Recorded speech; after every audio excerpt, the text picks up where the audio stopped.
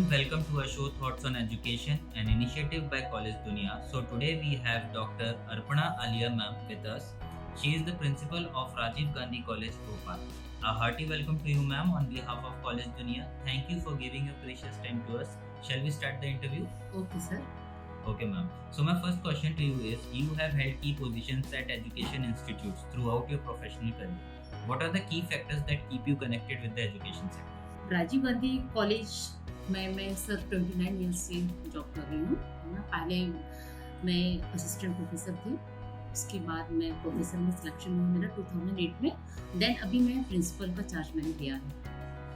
Rajiv Gandhi college 29 years हो गए sir, काफ़ी पुराना कॉलेज है और promoted by Chauhan education society. Sir मेरे कॉलेज में सर मतलब मोर देन मतलब आप ये समझे कि सिर्फ BDS नहीं है, बाकी सारे कोर्सेज कॉलेज में रन होते हैं। साइंस है, कॉमर्स है, कंप्यूटर साइंस है, लाइब्रेरी साइंस है, फिजिकल एजुकेशन है। कुछ कोर्सेज तो हमारे कॉलेज के सर जैसे एजुकेशन है, फिजिकल एजुकेशन, कॉमर्स बहुत पुराने कोर्सेज हैं सर। और बहुत मतलब यहाँ के पढ़े हुए स्टूडेंट्स कई जगह अपना नाम रोशन कर रहे हैं, अच्छी की पोजीशंस पर हैं। Okay, ma'am. My second question to you is, being the principal of Rajiv Gandhi College, what is your philosophy of leadership? How would you describe your leadership style, ma'am? Being the principal of Rajiv Gandhi College, I always focus on the following factors.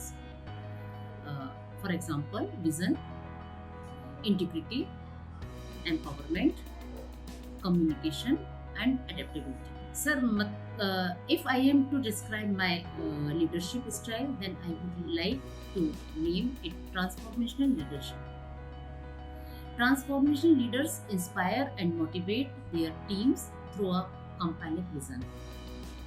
They encourage innovation and personal growth in their team members.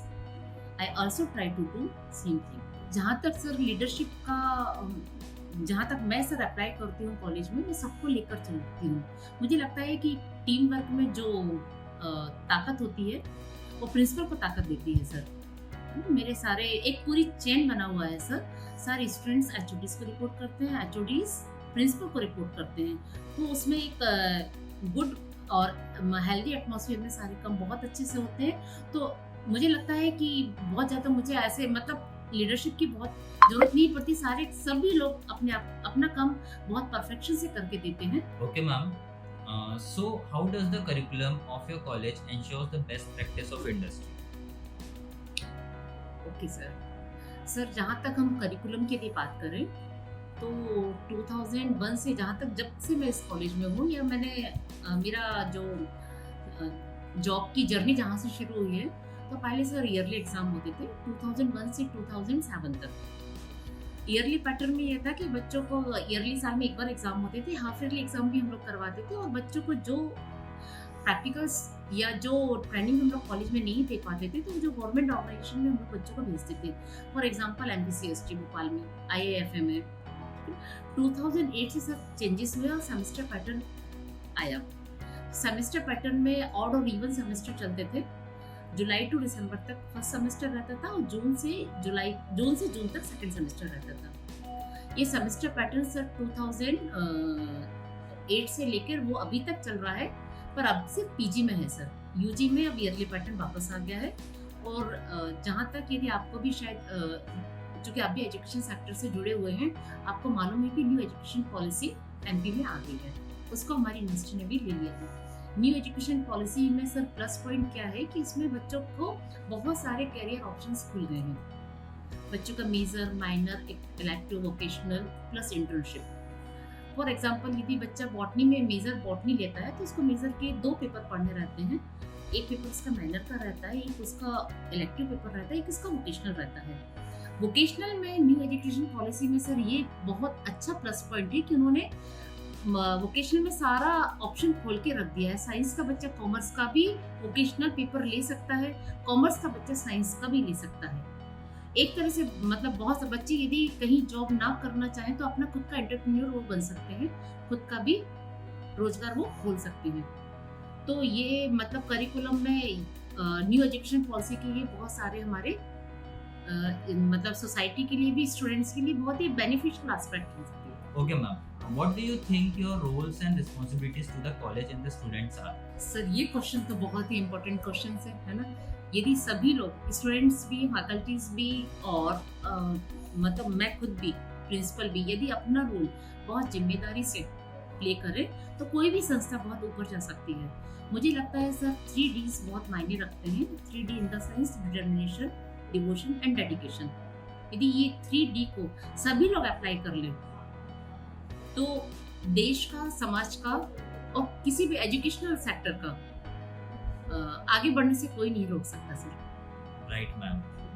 तो मुझे लगता है कि मैं जिस determination, devotion और dedication से काम करती हूँ, मुझे देख के सर मेरी फैकल्टीज भी बहुत अच्छी है और सभी में ये भावना है कि हमारा कॉलेज है ये और हम अपने कॉलेज के लिए, कॉलेज की मतलब ग्रोथ के लिए सब अपना रोल बहुत अच्छे से प्ले करते हैं। जहाँ भी सेमिनार, वर्कशॉप होते हैं, मेरी फैकल्टीज जाती है, वो कॉलेज को प्लस करने के लिए ही जाते हैं। वो वहाँ जो भी नॉलेज लेकर आते हैं वो इसका इम्प्लीमेंटेशन कॉलेज में करते हैं, स्टूडेंट्स को देते हैं। Okay, ma'am. So, when you first came to Rajiv Gandhi College, what was your vision for the college? Has it evolved over time, and how far along in implementing that vision are you? Okay sir, मैंने Rajiv Gandhi college 2001 में join किया था। उस समय sir college में only graduation था, BSc बस था। मेरे ज्वाइन करने के बाद सर एमएससी भी 2001 से ही एमएससी स्टार्ट हुआ है और एमएससी में सभी स्ट्रीम मेरे MSc botany, zoology, microbiotic, physics, chemistry, math and computer 8 subjects में सर पीजी चलता है। तो सभी देश के सभी पार्ट से बच्चे यहाँ पढ़ने आते हैं। तो उस समय लगता था कि बच्चों के प्रति सर हम लोगों का जो समर्पण था और बच्चों का कॉलेज के लिए, टीचर्स के लिए समर्पण था, तो मुझे लगता था कि मतलब कॉलेज तो वैसे बहुत अच्छा था पर इसको आगे बढ़ाने में हम लोग और क्या कर सकते हैं। सर 2004 में नूतन कॉलेज में फर्स्ट मध्य प्रदेश साइंस कांग्रेस हुआ था। मैंने वो अटेंड किया था। उस समय मैंने सोचा था कि यदि मैनेजमेंट मुझे परमिशन देगा और मैनेजमेंट का यदि कोऑपरेशन सपोर्ट रहेगा तो थर्ड एमपी साइंस कांग्रेस हम लोग कराएंगे। वो मेरा सपना पूरा हुआ हमारे आदरणीय मैनेजमेंट के सहयोग से।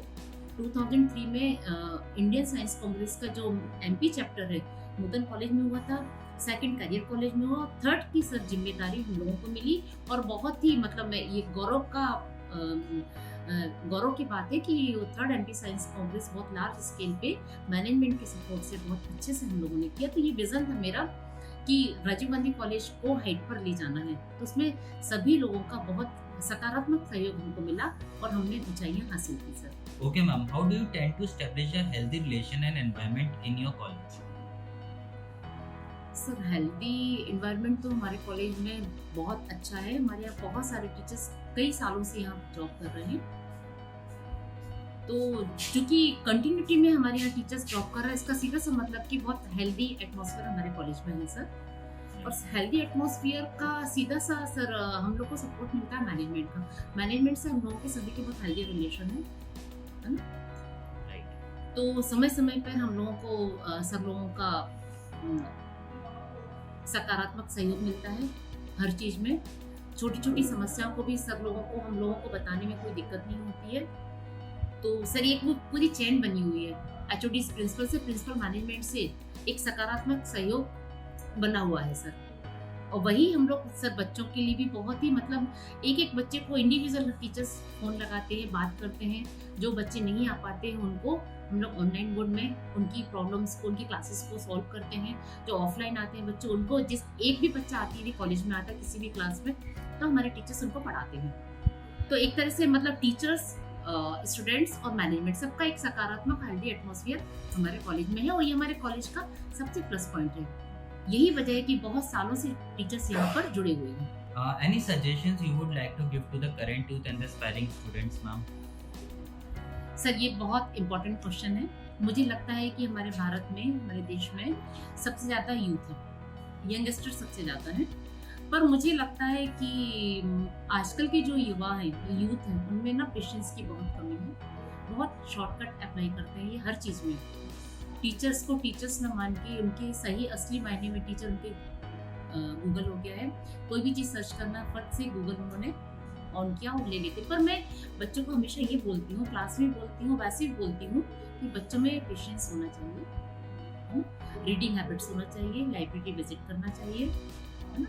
तो जो अपने ये गैजेट्स का जो यूज़ वो बहुत ज़्यादा टाइम इसमें लगाते हैं, उसमें ना लगा के वो देश को आगे बढ़ाने में अपना सकारात्मक सहयोग दें। राइट। मुझे लगता है कि आजकल के बच्चों में जो पेशेंस कम हो रहा है, उसकी मेन वजह मैं इनके गैजेट्स को ही मानती हूँ, क्योंकि वो सोशल उनका सब कुछ खत्म हो रहा है। और मैं बच्चों से ये भी कहती हूँ सर कि college life is a golden period of life. इसके हर पल हर मोमेंट को एंजॉय करना चाहिए एक बहुत ही रिस्पेक्ट मैनर में, और अपने पेरेंट्स के सपने को साकार करने में भी बहुत ही उनका अमूल्य समय है ये कॉलेज लाइफ जो है।